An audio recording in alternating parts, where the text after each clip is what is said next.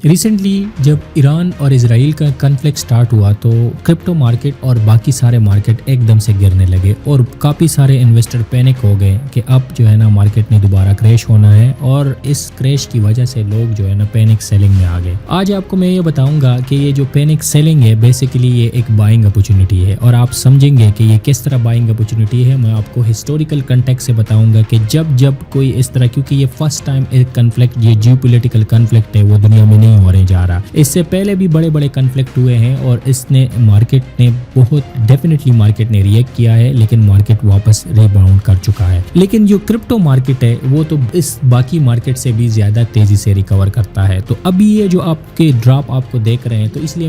یہ ایک ڈراپ نہیں ہے بلکہ یہ ایک بائنگ اپورچونٹی ہے، اور جب آپ یہ ویڈیو دیکھیں گے تو آپ کا یہ جو فیئر ہے یہ جو ہے نا وہ ایک بلش مومنٹم میں شفٹ ہو سکتا ہے، اور یہ آپ کے لیے بہت ضروری ہے کہ آپ اس کو سمجھیں کہ ہسٹوریکل کنٹیکسٹ میں اس طرح کے جیو پولیٹیکل کنفلکٹس سے مارکیٹ نے کس طرح ریباؤنڈ کیا، کیونکہ جو آپ ایکسپیکٹیشن یا جو آپ کا فیئر ہے، جس طرح آپ سوچ رہے ہیں، جو انسٹیٹیوشنل انویسٹر ہے وہ اس طرح نہیں سوچتے، وہ آپ کے اس فیئر سے فائدہ اٹھاتے ہیں اور اپنے آپ کو، اپنی جو ویلتھ ٹرانسفر ہے وہ کرتے ہیں، آپ کی پوزیشن کو لیکویڈیٹ کر دیتے ہیں اور خود کو اپنے بائنگ اپورچونٹی میں لکھتے ہیں۔ پھر جب تھوڑی سی وہ آپ کی فیئر ختم ہو جاتی ہے اور جب آپ ایکسپیکٹیشن سے ریالٹی میں جاتے ہیں تو مارکیٹ واپس آ چکے ہوتے ہیں، جو کہ آپ اس کو پریڈکٹ نہیں کرتے۔ اسی وجہ سے بٹ کائن 1,02,000 سے نیچے نہیں گرا، بٹ کائن نے واپس کیا۔ اور اگر اس طرح جیو پولیٹیکل کنفلکٹ چلے گا تو پھر بھی آپ جب یہ ویڈیو دیکھیں گے تو ڈیفینیٹلی آپ کو یہ پتہ چلے گا کہ یہ اسی جو فینکس سے جو بڑے بڑے ایونٹس ہوئے، بڑے بڑے اس طرح کے ایونٹس آ چکے ہیں دنیا میں، جس سے مارکیٹ اس وقت لوگوں نے کہا کہ ختم ہو رہی ہے، اکانومی ختم ہو رہی ہے، لیکن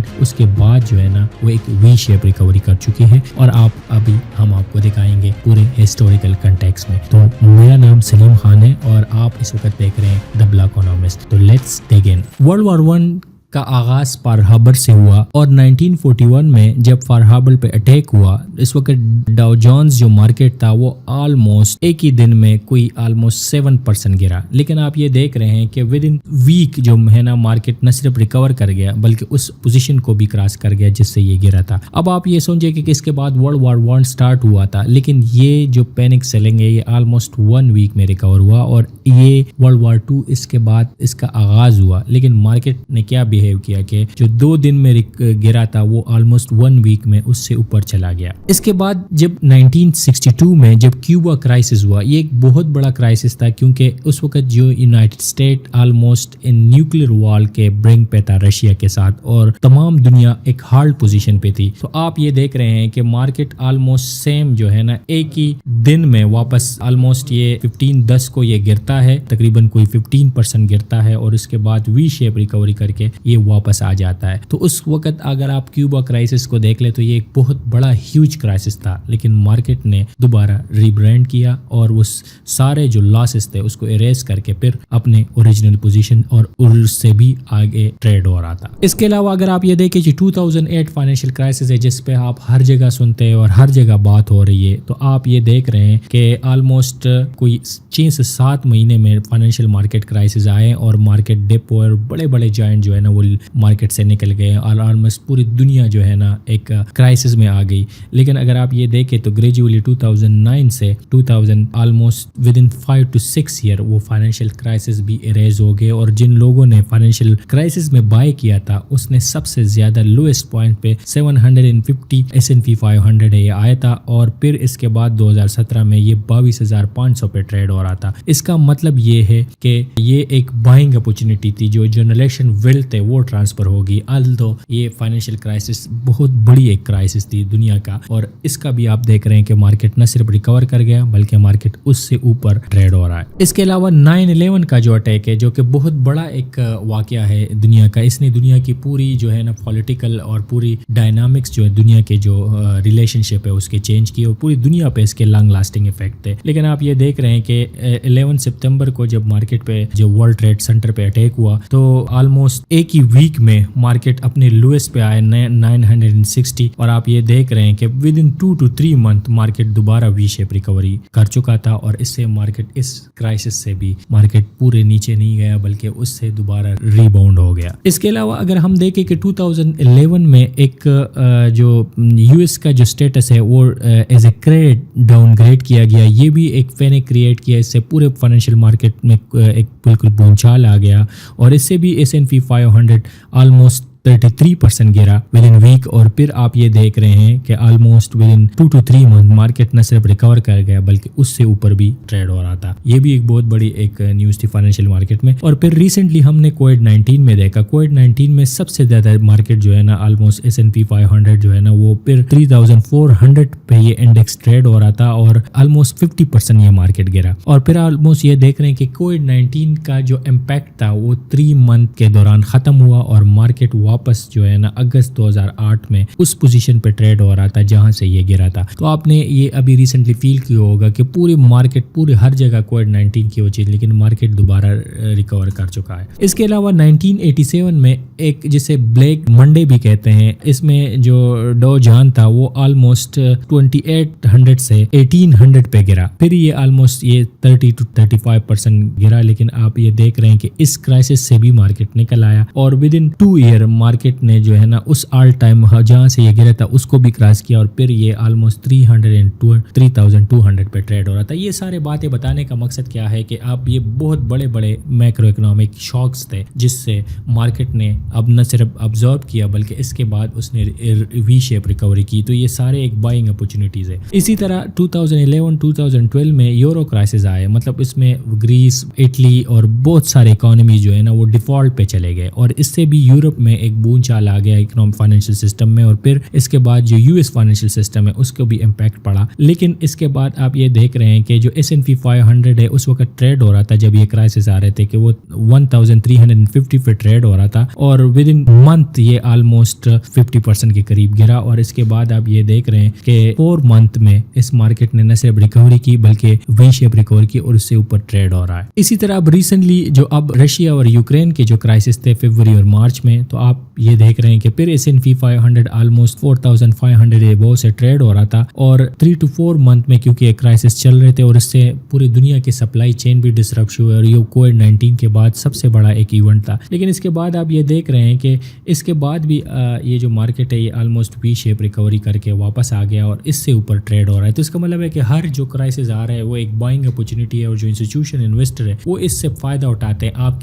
जो मार्केट में ज्यादा पैनिक होती है तो ज्यादा इंस्टीट्यूशन इन्वेस्टर बाइंग करते हैं। तो ये मैं इसलिए कह रहा हूँ कि जो कॉन्फ्लिक्ट है इसको अगर आप देखें तो ये एक बाइंग अपॉर्चुनिटी होती है। अभी आपसे मैं एक स्टोरी शेयर करूंगा कि जैसे सिंपली अगर आपको ये मैं बता दूं कि एक 3 दोस्त हो और वो 40 साल का एक प्लान कर रहे हैं कि हम सिर्फ $500 ईच मंथ इन्वेस्ट करेंगे। और आपको पता है कि मार्केट जो है ना वो वोलेटाइल है, हर दफा मार्केट ऑलमोस्ट 43% गिर जाता है। तो इसमें से एक दोस्त जो है ना वो मार्केट के बॉटम पे 500 मतलब वो ये देखता है कि मार्केट जब बॉटम में आउट हो जाता है तो वो परफेक्ट टाइम के साथ इसमें एंट्री करता है और अपने इन्वेस्टमेंट करता है। दूसरा मार्केट के टॉप पे ट्रेड करता है और उसके बाद मार्केट गिर जाता है। और तीसरा मार्केट को ये नहीं देखता कि ये कहीं कहाँ पे है लेकिन वो हर टाइम ट्रेड करता है। अब आपके ख्याल में इसमें से जो इंस्टिंक्ट आ रहे होंगे वो ये होगा कि जो मार्केट को बिल्कुल बॉटम पे बाय करता है वही सबसे ज्यादा प्रॉफिट में होगा और जो मार्केट को टॉप पे बाय करता है और इसके बार्गेन मार्केट कैसे वो सबसे ज्यादा लोएस्ट पे होगा। और जो मार्केट को ये नहीं देखता कि किसी भी टाइम वो इन्वेस्ट करता है उसका तो प्रॉफिट में ही हुआ है। लेकिन इन तीनों में जो विनर होगा वो होगा, स्टडी से साबित हो रहा है कि जो मार्केट को नहीं देख रहा और हर टाइम वो एक ऑटोमेटेड तरीके से इसमें इन्वेस्ट करता है और वो सबसे ज्यादा गेन करता है। अब ये स्ट्रेटेजी आपको समझ नहीं आ रही लेकिन ये एक एक्चुअल स्ट्रेटेजी है। अगर आप मार्केट को टाइम करना चाहते हैं तो बेस्ट फॉर्म ये है कि आप मार्केट में किसी भी टाइम अपना प्लान बनाएं और उसी टाइम उसमें इन्वेस्ट करें। ये ना देखें कि मार्केट बॉटम है और या बाएंगे। और ये मेरी खुद की अपनी जो है ना स्ट्रेटेजी है। मेरे पास जब जब भी कैश फ्लो आता है मैं ये नहीं देखता कि बिटकॉइन या क्रिप्टो करेंसी कहाँ पे है, मैं उसमें इन्वेस्ट करता हूँ और ये सबसे बड़ी स्ट्रेटेजी होती है। अगर आप रोज़ाना के हिसाब से ट्रेड ले रहे होते हैं और आप मार्केट को टाइम नहीं करते हैं मतलब, तो फिर ये एक बहुत बड़ी लॉस की आपकी पोजीशन हो सकती है। और इसका मैं एक और एग्जांपल आपको बताऊंगा जिससे आप स्टन हो जाएंगे, और ये भी एक स्टडी के थ्रू कंटेक्स्ट से मैं समझाऊंगा कि ये किस तरह इसकी वो है। ये अभी आपको मैं थोड़ा सा इसका एक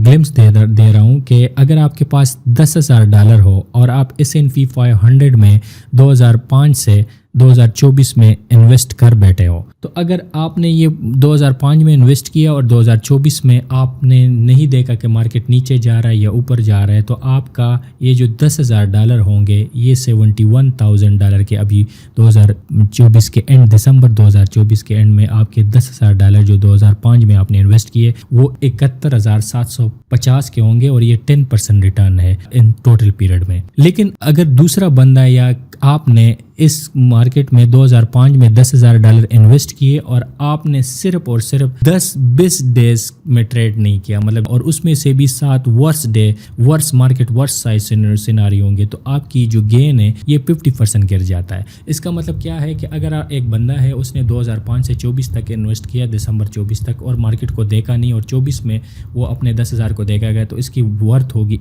71,750। लेकिन दूसरा बंदा है कि जो पूरे टेन्योर में ट्रेड करता है और सिर्फ 10 दिन ट्रेड नहीं करता, और 10 दिन ट्रेड ना होने की वजह से जो उसकी गेन है वो 50% गिर जाएगा, और उसका गेन जो होगा वो 32,870 होगा। अब अगर आप 10 के बजाय 20 दिन ट्रेड नहीं करते, मतलब 20 दिन आप मार्केट से निकलते हैं, मार्केट में ट्रेड नहीं करते, तो आपका गेन जो है ना 19,725 पे गिर जाता है, ऑलमोस्ट 3.5% गेन। मतलब ये है कि जो आपका 10% गेन है वो 3.7% नीचे होता है। और अगर आप 30 डे मार्केट में ट्रेड नहीं करते हैं और बाकी दिन आप ट्रेड में होते हैं, लेकिन आपके पैसे इन्वेस्टेड हो, सिर्फ आपके 30 दिन आप नहीं करते, तो आपका जो टोटल 2005 दिसंबर में होगा वो 22,948 होगा। और इसी तरह अगर आप 40 डे बेस्ट ट्रेड नहीं करते और 2005 से 24 तक पूरा बाकी डेज ट्रेड करते हैं, लेकिन सिर्फ और सिर्फ मतलब 24 दिन के लिए आप फंड निकाल लेते हैं, 40 दिन के लिए आप फंड निकाल लेते हैं, तो आप ऑलमोस्ट लॉस में चले जाते हैं। इसी तरह अगर आप 50 कर ले तो आप -2.2% गिर जाते हैं, और अगर आप 60 डेज आप मार्केट रहते हैं तो आपका -3.7% रह जाता है। इसका क्या मतलब है? इसका मतलब सिंपल है कि जब आप इन्वेस्ट करें, आप उस मार्केट को टाइम दे दें। अगर आप उससे फंड निकालेंगे और फिर फंड रखेंगे और फिर निकालेंगे, इसका मतलब है कि जब आप इसको ट्रेड करते हैं और कुछ डेज जो इसमें बहुत ज़्यादा गेन होते हैं और आप उस गेन को कैलकुलेट नहीं करते, तो आप ये देख रहे हैं कि एक बंदा अगर 2005 से 24 तक ये ऑलमोस्ट 20 साल बन रहे हैं, अगर वो 20 साल बाकी दिन ट्रेड करता है लेकिन सिर्फ 10 दिन के लिए फंड मार्केट से निकालता है, तो उसकी जो रिटर्न है वो 50% गिर जाता है। तो इसका बेस्ट स्ट्रेटेजी ये है कि जब आप मार्केट में इन्वेस्ट करें तो उसको होल्ड करें और मज़ीद इन्वेस्ट करें, तब आपकी पोर्टफोलियो बढ़ेगी, अदरवाइज़ नहीं बढ़ेगी। ये तमाम स्टेटिस्टिक्स में मैं हर दफ़ा आपको समझाता हूँ कि आपने मार्केट में एक पैनिक नहीं होना, फेयर नहीं होना, और आप इसको बिल्कुल अपोजिट माइंड से ट्रेड करें। जैसे कि आप